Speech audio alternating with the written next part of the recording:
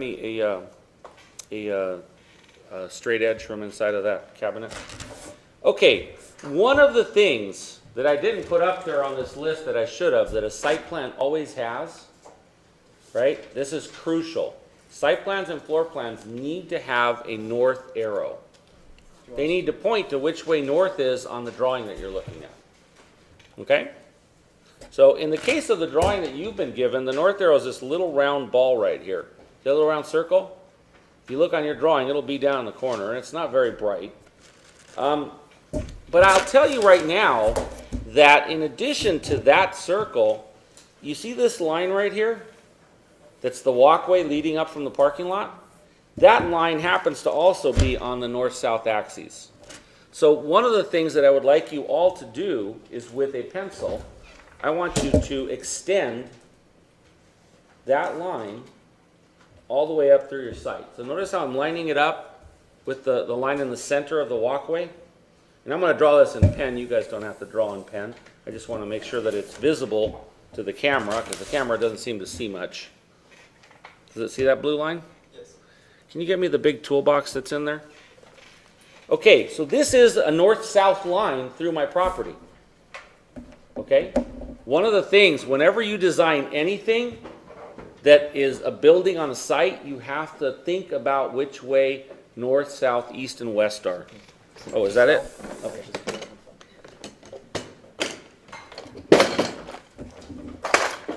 All right, so let me ask you all a question. So what direction, on this plan, what direction is that? What direction is that? Okay, so now if I needed to draw east and west, I would have to use a perpendicular line, right, going through my site. So what I'm going to do is, somewhere where the opening is between these two walls, I'm going to draw a line. And then I'm going to extend that line with this longer ruler so that it goes all the way through my site.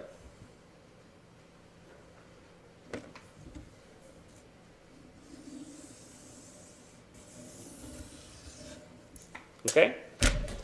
The reason that I'm having you do that is because very oftentimes students will have a blank piece of paper and they'll say, since the edge of the paper is here, I'm going to orient my box so that it's parallel to the edge of the piece of paper, right?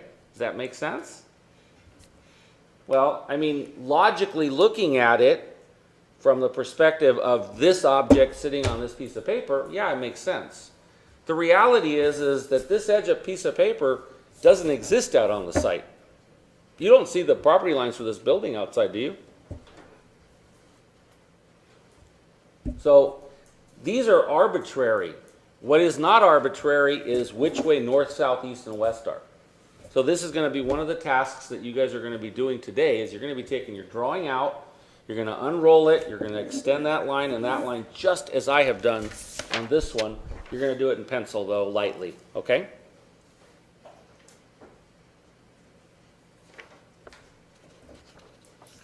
All right, how many minutes are we at?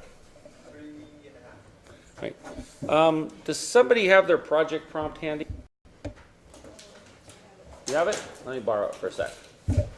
So since we mentioned that it might be a good thing to start with site design, one of the things that you might do as an architect is start to look through the project prompt for stuff related to the site. Okay? So I'm going to go to this one and I'm going to start at the very first page and I'm going to go solar gallery, learn as form generator, building, blah, blah, blah. So I'm just kind of quickly glancing through it. Specific property and site and buildings related to solar position. It's telling me something about the site, but there's no specifics about what I'm to do yet. Okay? The site is on a meadow. There's still no instructions on what to do. It's just talking about the site. Design objectives, approach from a distance. That might have something to do with the site, right? How you approach it from a distance. So that might be something that I put a little mark next to. This relates to site design, right? Design of a near and axial approach. Well, that's site design, then site design smaller. Not quite at the building level. So the second one might be one that I have to consider. Design entry statement, that's part of the building. So not really. Precise orientation of design elements in relation to the solar position. That relates to the site because I have to make sure that my building is not square to the paper, but is located in relationship to the site. Okay, so then I would put a little mark next to that one. This is site design, something I got to deal with. Okay, the surface subtraction, spatial subtraction, that's the building, that's not the site. So we'll leave that alone and we'll just keep going through that thing. So one of the things that's being asked of you is that item 1A, consider the implications of how a building is perceived as one approaches it from a distance. The two options are the building is completely hidden from sight when we approach from the parking lot. I'm paraphrasing. Visitors will know they are walking to find the building, but they can't see it. Okay? The building is revealed at the last minute when the visitor has reached the property or site. So the intent of that is to show, to create a sense of surprise, right, in the person visiting. It's like they come around the corner and wow, there it is. Isn't that cool? Any of you guys ever gone to a concert? Anybody? Concert? Concert? No? Ever been to a concert? Concert? Yeah? Where have you gone to? What'd you go see? Okay. No? Never been? Have you ever been to a race? A race? Race? Car race? No? Concert? I remember, Hero and I, before we were here, did the master plan for Coachella and Stagecoach. And, you know, during the time we were doing the master plan, we had to visit during the event several times. And I can clearly remember pulling into the parking lot the first time when we got to park over by the 15 pole tent and the 9 pole tent. That's what they call those things. And I remember just, you know, like seeing people really excited because they could hear the music. There was a sense of anticipation, right, that they were getting. Well, the second version of this is the building being seen in the distance is sort of akin to that. There's no surprise there, but there's like anticipation. Oh man, I want to get to it. And it's kind of like the whole thing with the concert or the race. So those are things that definitely create an engagement to the site. And so those are things that I might take into consideration. It would be useful if you kind of kept reading and said, oh, any other stuff that's related to the site, maybe, maybe not.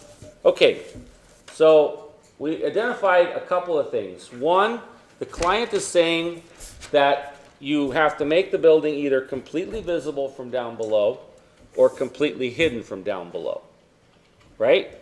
So imagine that there are more of these creating this wall of trees here, and then there's more of them over here. Big trees, giant trees, right? Let me have some of these goodies.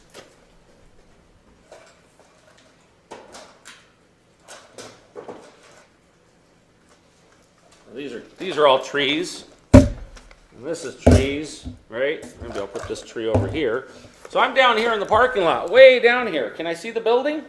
Or is it blocked by all that stuff? So it's completely hidden.